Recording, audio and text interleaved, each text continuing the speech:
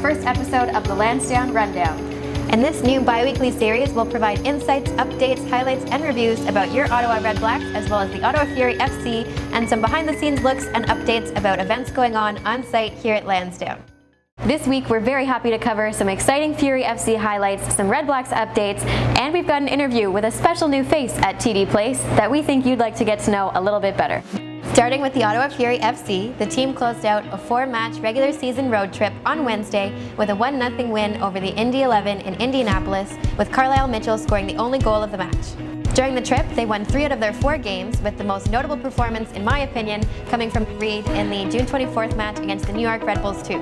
The 18-year-old Ontario native scored his first ever hat-trick, the only 3 goals of the match in the 3-0 victory, and the first hat-trick in Fury FC history.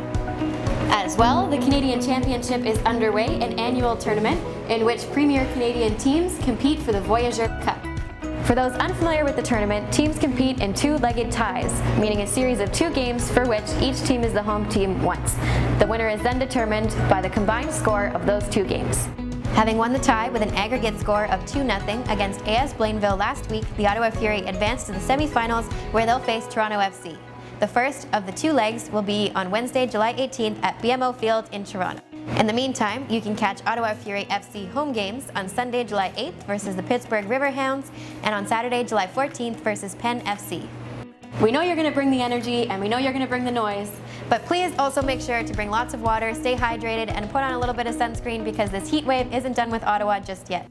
On to the Red Blacks. Coming off of a commanding 40-17 home opener win against the Saskatchewan Roughriders, Ottawa unfortunately fell short to the Calgary Stampeders 24-14, but it's too early in the season to dwell on a past loss, so let's look ahead instead to the away game tonight against the Montreal Alouettes.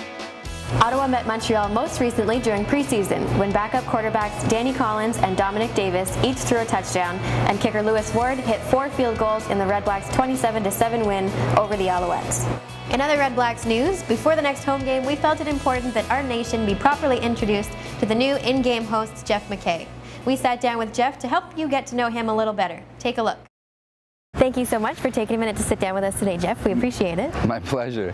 Thank you for having me. Can you tell us a little bit of a career highlight reel?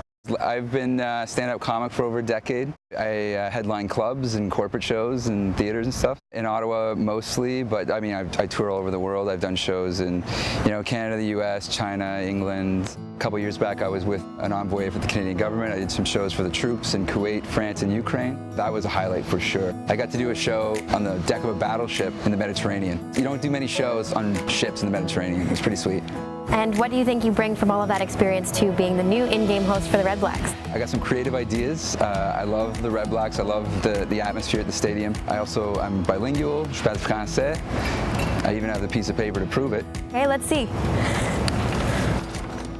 Je parle français.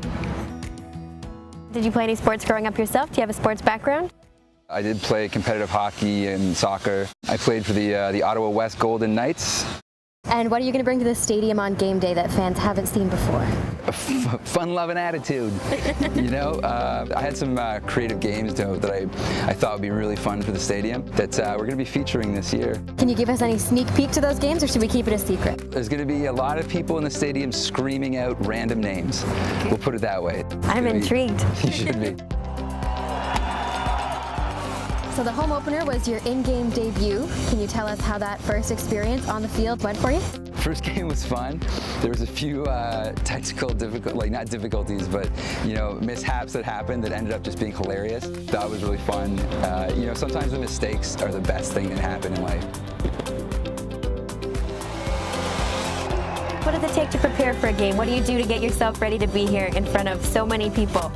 I do 100 push-ups, and then I do vocal exercises like mo ma ma mi ma ma mo, and then I eat a barrel of ice cream, and it's counterproductive to the push-ups. I think everybody is very much looking forward to the season with you, but a really good way to get to know you a little bit better is with some quick-fire questions. You ready? Yep. What color is your toothbrush? Yellow. The last book you read? Ishmael. Do you kill spiders or do you set them free? Set them free. Your favorite junk food?